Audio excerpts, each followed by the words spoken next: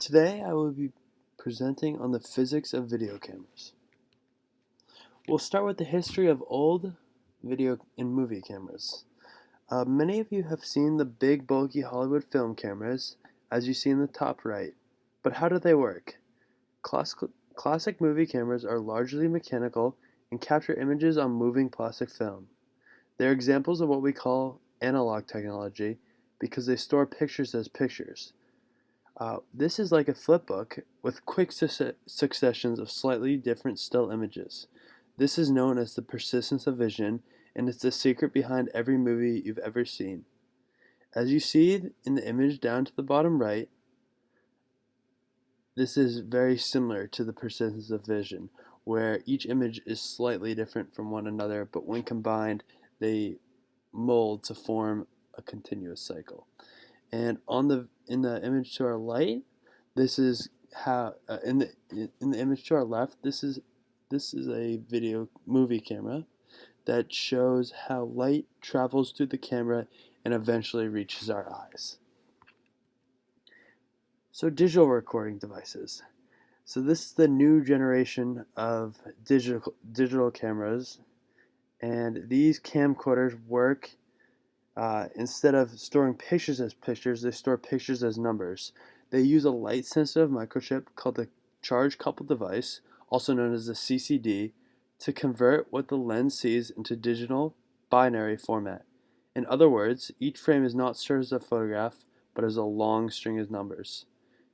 And this allows it to be easily converted to DVD, hard drive, flash drive.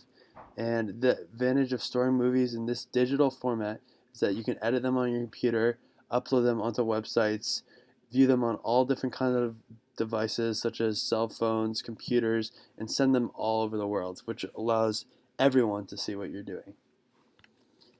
So we'll talk about charge coupled devices a little more.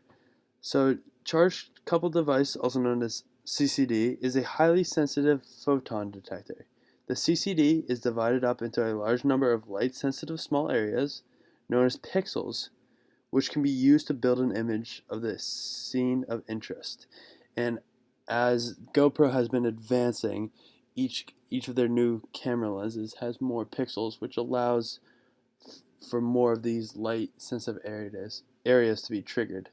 A photon of light which falls within the area defined by one of the pixels will be converted into one or more electrons, and the number of electrons collected will be directly proportional to the intensity of the scene at each pixel. When the CCD is clocked out, the number of electrons in each pixel are measured and the scene can be reconstructed with that binary numerical format. The picture to our left, this shows a typical CCD. The CCD itself is primarily made of silicon, and the structure has been altered so that some of the silicon atoms have been replaced with impurity atoms.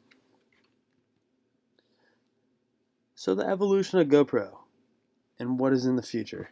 So GoPro has come an extremely far way since the first release in 2004, when they released, as we can see in the top right, a 35mm video camera, and it could only go 15 feet underwater and could only take 24 exposures before you had to buy a new one. With its release in September 20th of 2018, the Hero 7 GoPro broke new grounds with this revolutionary release. This handheld video camera is composed of incredible features such as 4K video, 8x slow-mo, time-lapse, live sharing, live GPS tracking, and many other features, but this all would not be possible without the help of that special little CCD, which is converting all these images into strings of numbers that can be shared and transported across the globe in a matter of seconds. I will now show you a video that highlights the incredible stability of the Hero 7 and the amazing features in video that it is able to capture.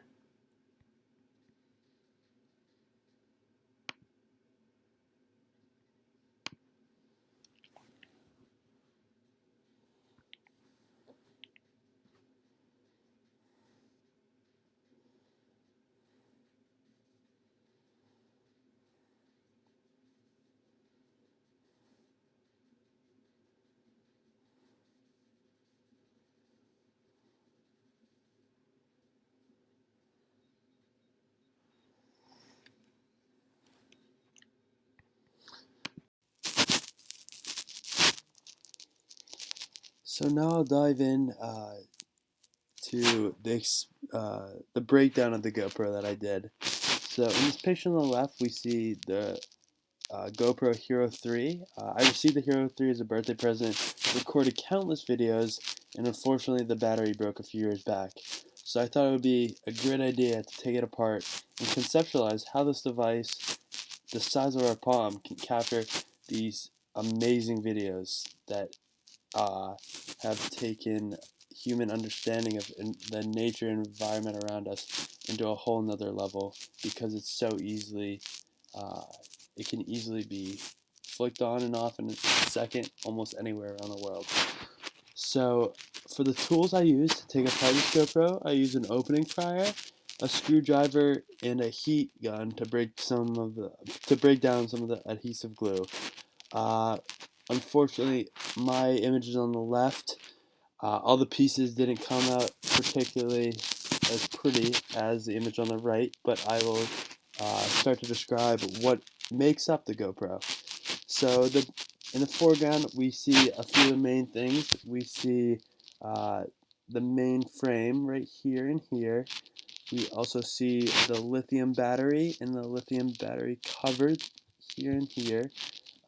We have the lens and the lens holder there. Also, you look at the green motherboard.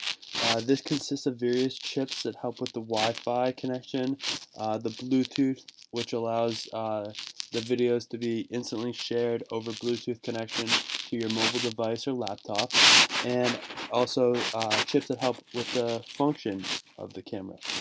The image sensor, which we see here, uh, pops off the motherboard assembly and can be replaced independently from the rest of the other uh, image sensors. The Hero 3 Black Edition comes with a 12 megapixel image sensor with improved low light capabilities that allow for better uh, images. At the heart of the GoPro lies a Sony IMX117 sensor. And this sensor is one of the main processors and acts very similar to the CCDs that I spoke about earlier. Most components in the Hero 3 use very little power and generate minimal heat, and this allows the internals to continue to work and function properly in extreme conditions. The light coating of the thermal compound on the image processor is the most aggressive cooling feature in the device and allows the device to run properly.